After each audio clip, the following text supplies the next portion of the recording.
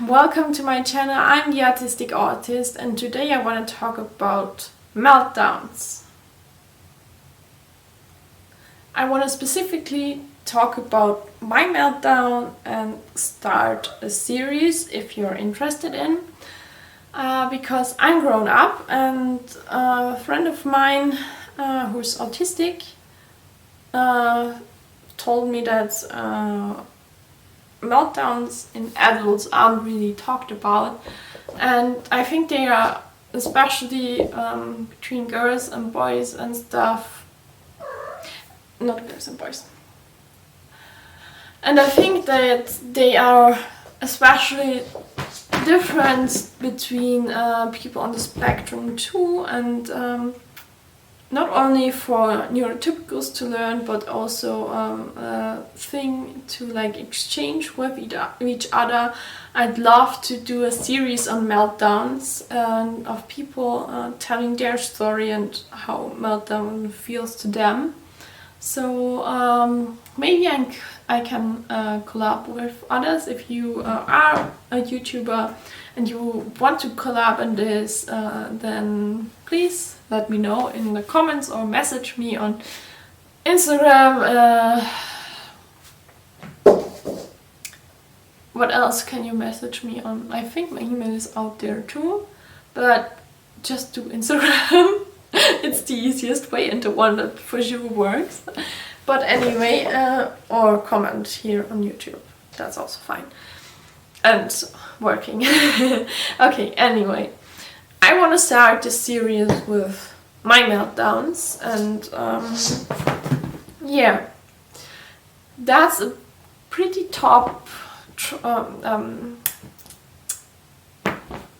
a pretty broad topic for me, because it differs, and it has like 2, 3 stages, 4, 5. Yeah, let me get into it.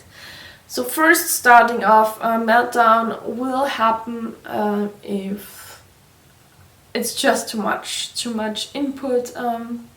I feel too uncomfortable.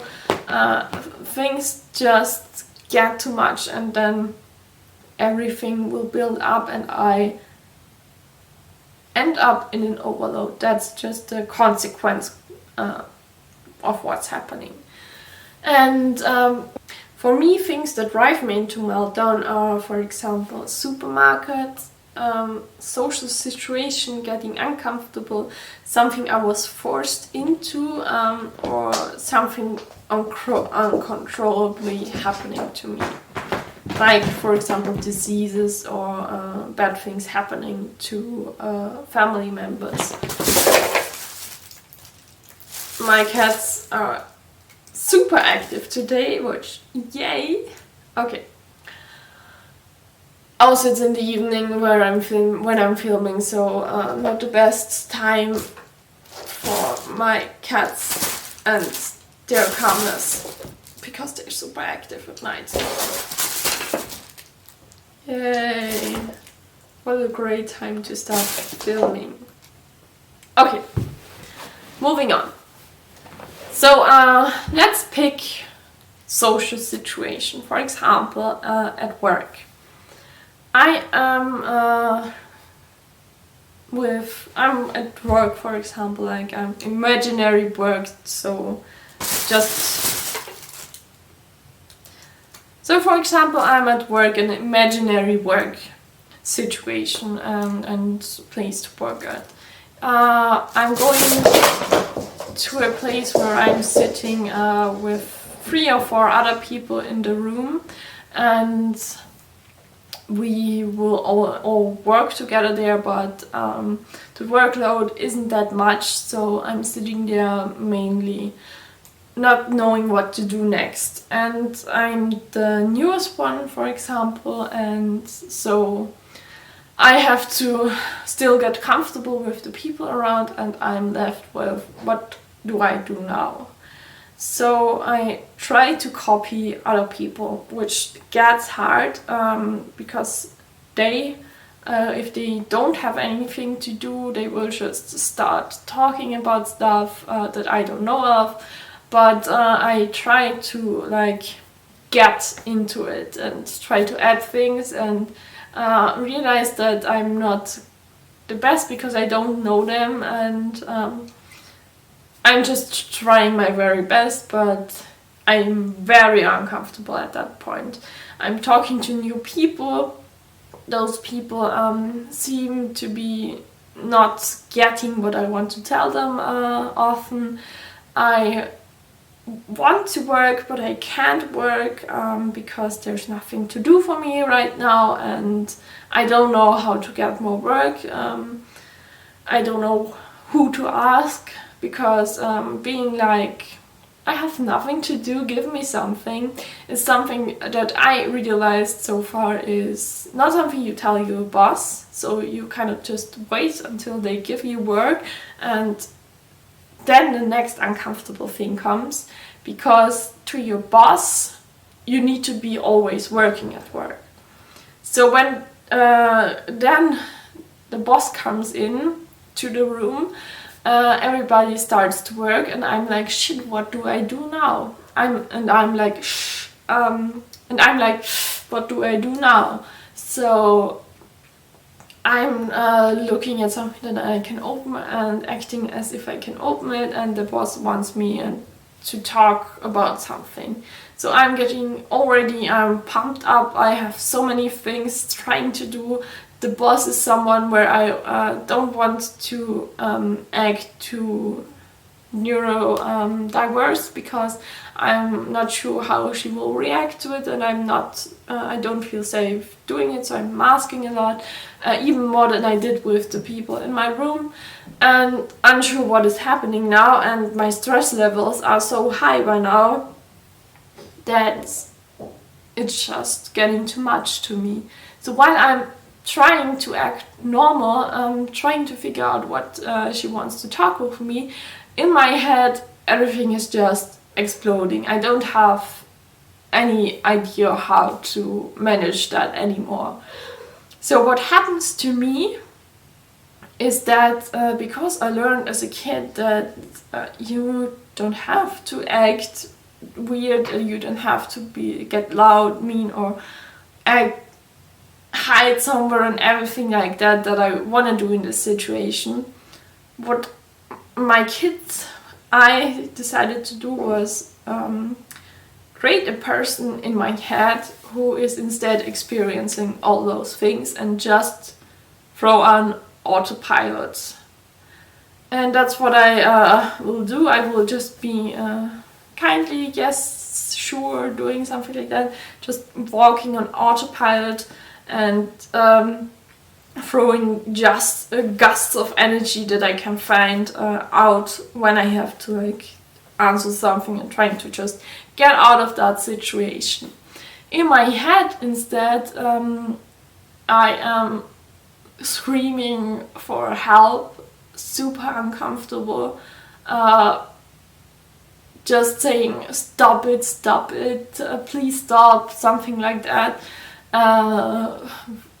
Trying to get like energy out by trying to find a comfortable way to exist, and it feels like almost your body needs to get rid of something, and it can look as if I had like a bee close to me, flying around me, or something stuck to my body, or like a dog that is wet or something like that. It just move around trying to get comfortable again, but all that just in my head, because I can't experience it in real life. It would make things worse, and I would feel so uncomfortable, because like the way I mask, I just don't wanna like show it to people, because it would ruin so much more and it would make me so much worse.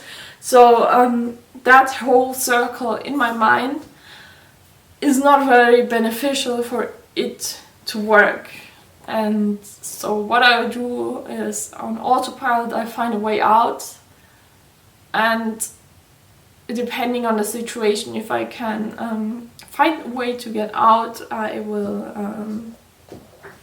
get out as soon as I can, like work 1 hour less, or just go as fast as I can, or find a job that I can do in a calm room or something like that, trying to get as comfortable as I can, as fast as I can, to get out of this situation. This of course can rumble down as well, because there's this whole thing about masking and everything, and me trying, for example, before I was actually knowing about being autistic, what I would have done is trying to stay in that situation, because I was told like I need to go through them or I just will be scared. So what I did was then I would have stayed in that situation, and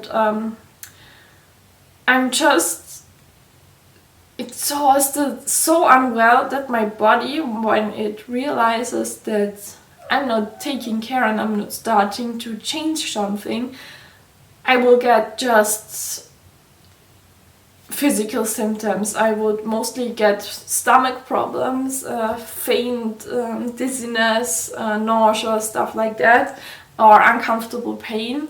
So my body creates an excuse for why I can't do this anymore, until I finally tell myself I have to change something, like going to that I don't feel well and have to call sick and go home.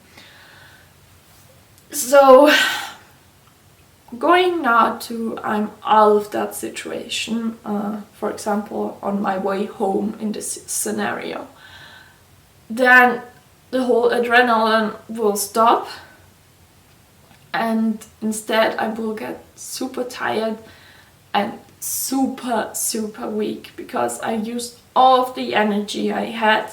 I don't have any like shields up, as if you're talking like sci-fi thing. My ship is without shields, just without, like a tank is empty. I'm just floating through space without shields on, just like minimal light, and in survival mode. So anything that hits me now will make a destructible strike.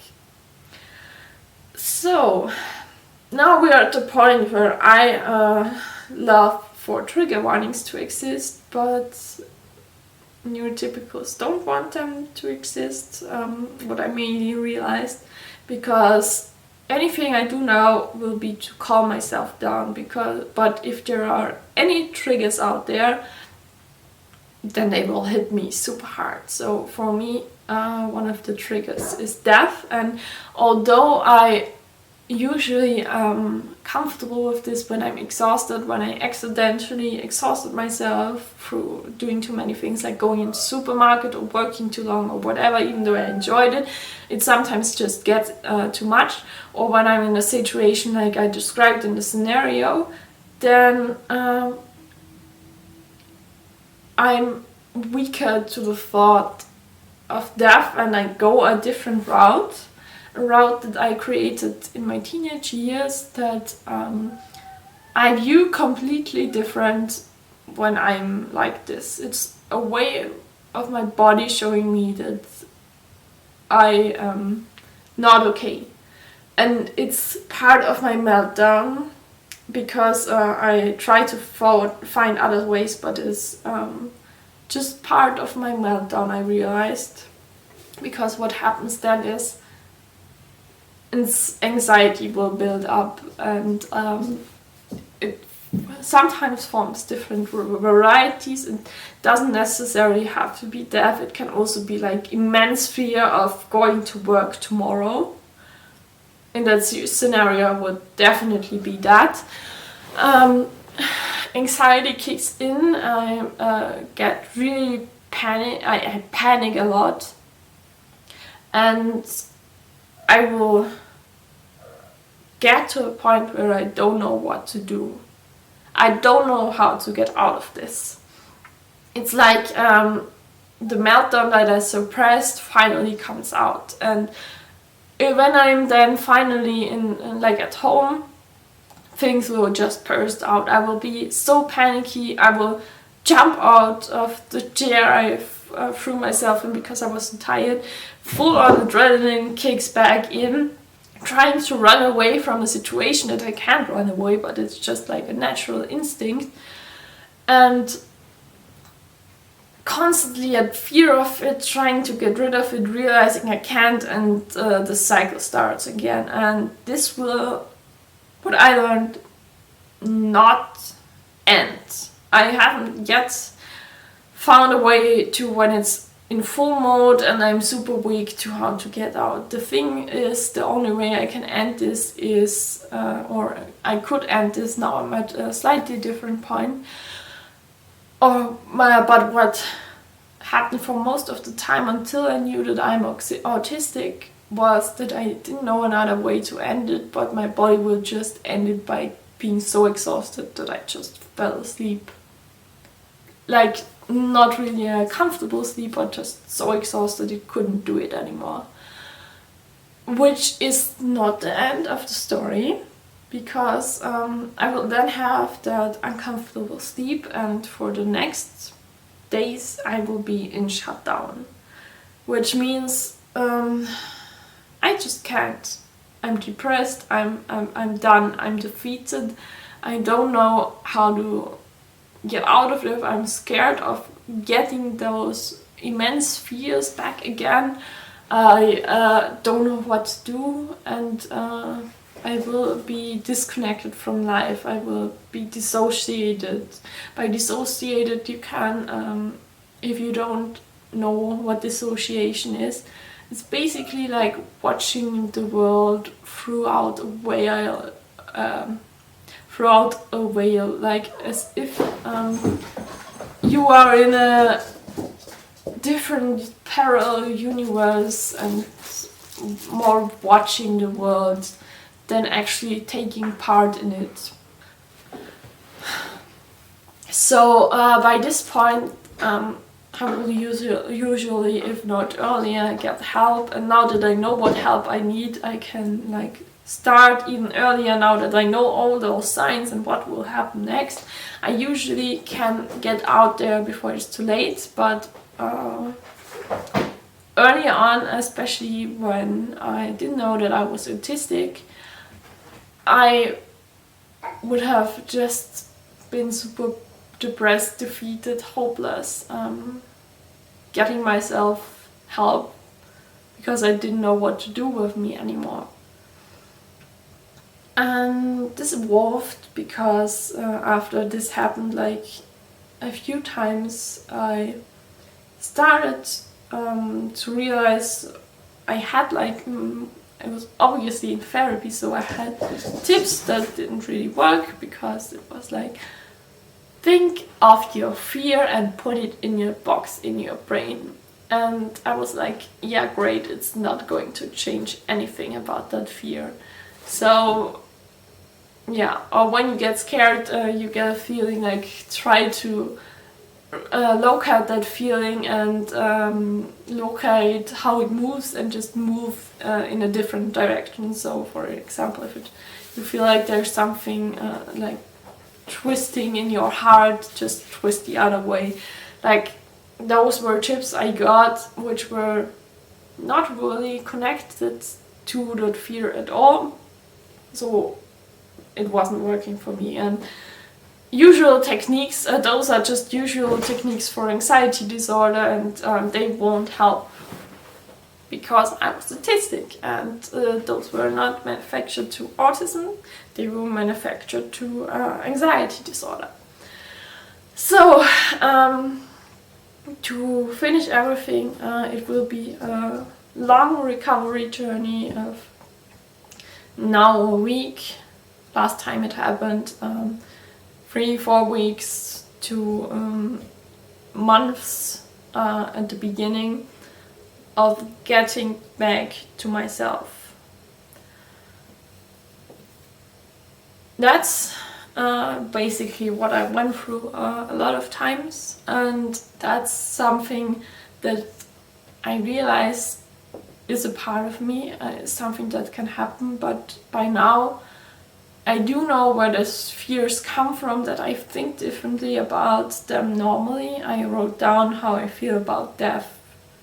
Usually that I feel like it's a part of life and I don't see it as an uncontrollable end. It's something that just how neurotypicals view it, they don't talk about it. It's like hush, and it's oh my god, so such a bad thing and is hidden from society. So it feels like something that's happening in a movie, but it's not happening in real life. And then when you realize it's happening in real life and you're so unprepared and don't know anything about it, that's what struck me. I felt so uneducated, and that made me scared, because that's usually what happens. And now I wrote down the things that I know by talking to like a hospice nurse Julie, she's on YouTube, or talking with people who experienced near-death situations, talking to therapists, everything. All my questions I had, everything poured out there, to realize that it's a normal thing happening and that it's not something uncontrollably happening, that our body actually knows how to do that, and that you are not alone, and that it happened to like every person that's now dead. It happened, and those are so many, so you're not alone. All that really helped me, and I write that down and I read it when I'm in those situations. I read like conversations I had with my therapist, I talk to friends, I get the help I need, and now I can shorten it all to like the last time it was only 1 week and not months, so it even may have been only 6 or 5 days. I don't know, it takes some time. I usually, what really helped me was to write down stuff on Instagram, and the last time it happened I did write stuff about it on Instagram, so if you're interested in what the recovery journey was for me, last time was documented, I'm sorry. I'm very creative with words. Yeah. I know that was a rough kind of video, but it's an important one. And it's something I now know how to deal with, something I now know the first signs of, not the first signs, but early signs of, something I will get my assistance dog for, to know even earlier signs, and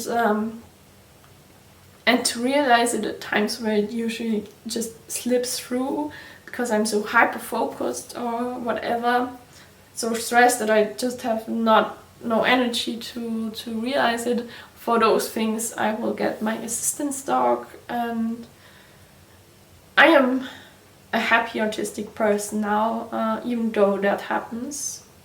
I learned that it's something I have to live with, and I learned that good days will come back. I love Florence and the Machine, and I love the quote, "It's always darkest before the dawn."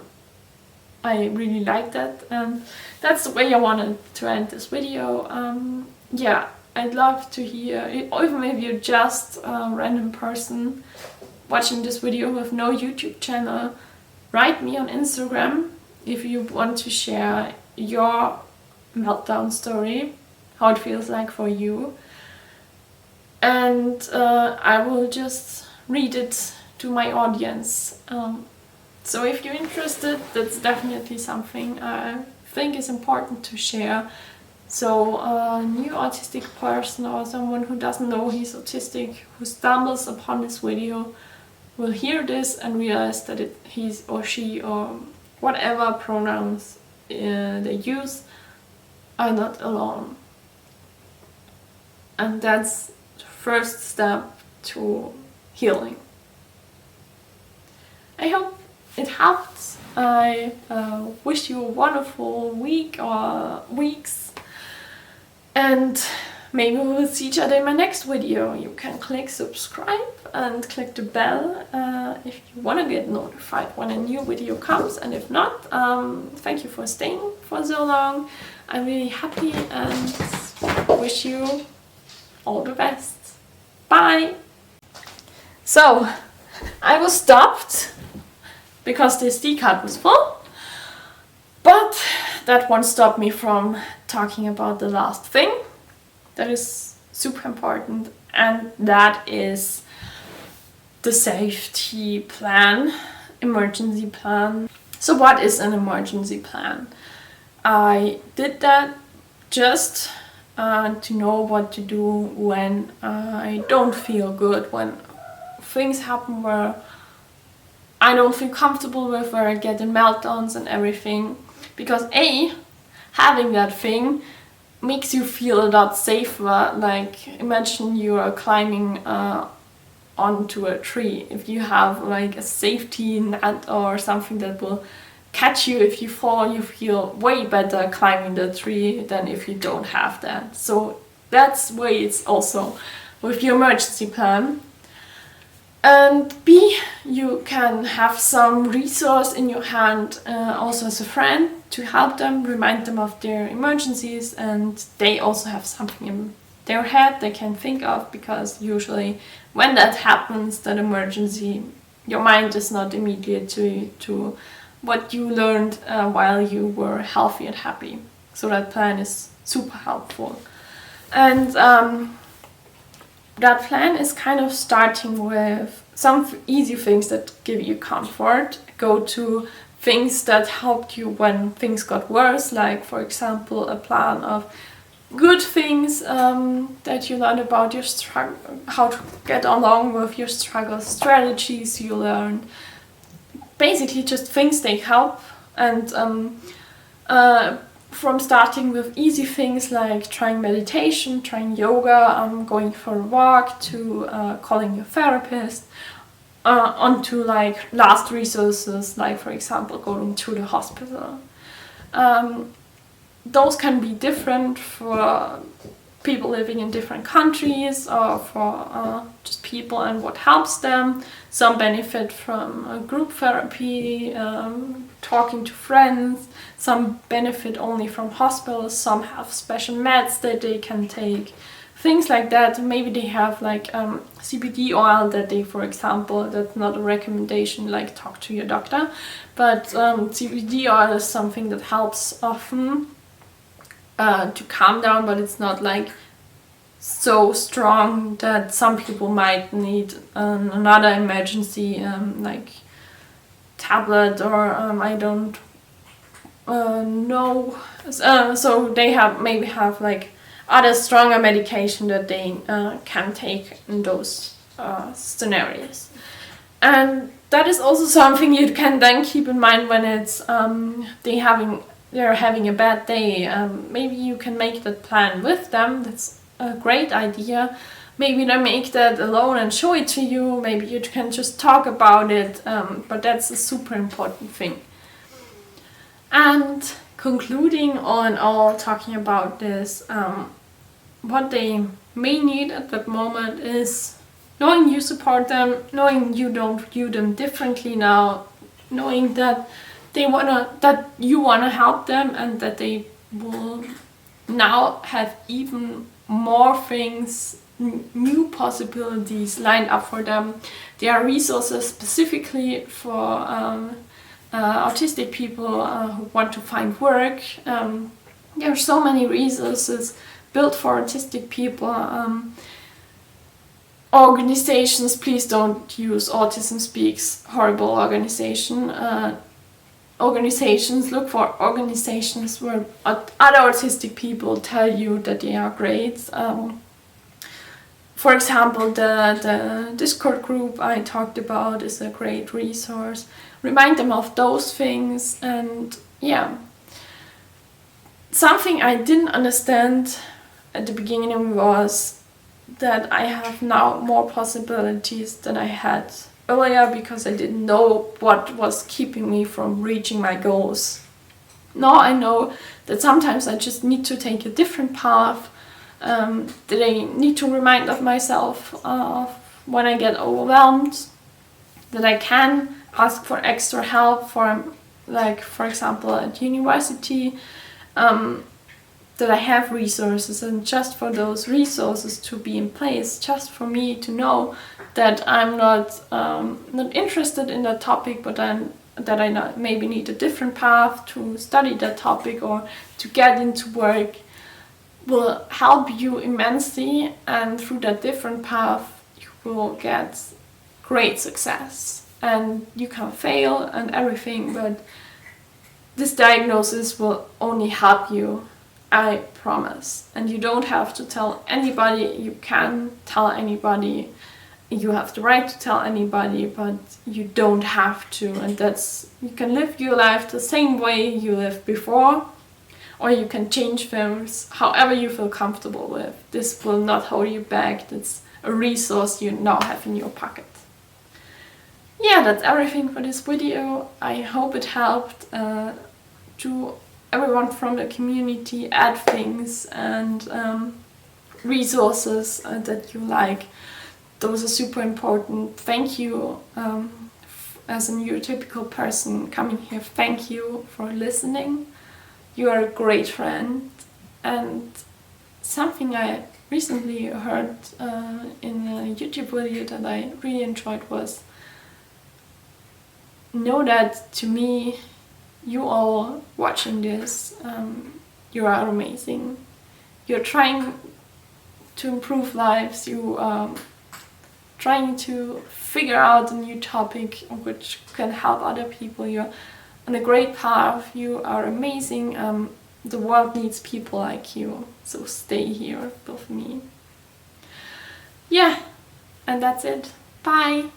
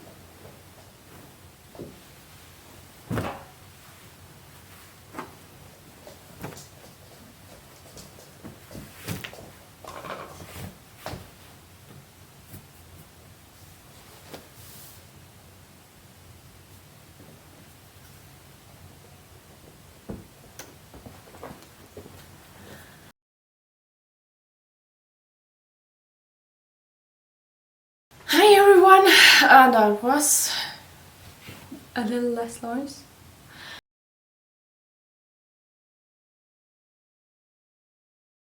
Hi everyone, welcome to my channel, and I habe mich selbst rausgebracht.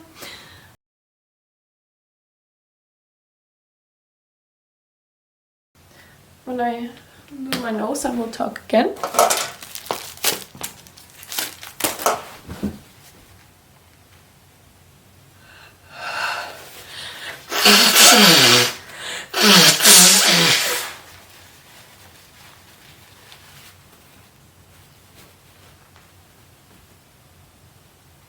Not breathable. Great. Okay.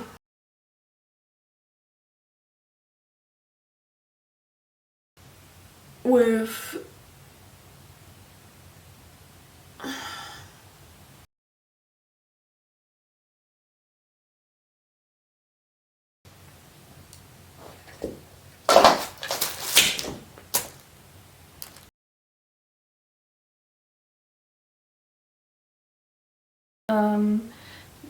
I think I talked about this before, so Monique, if I just say the same thing again, take the first thing, because that was kind of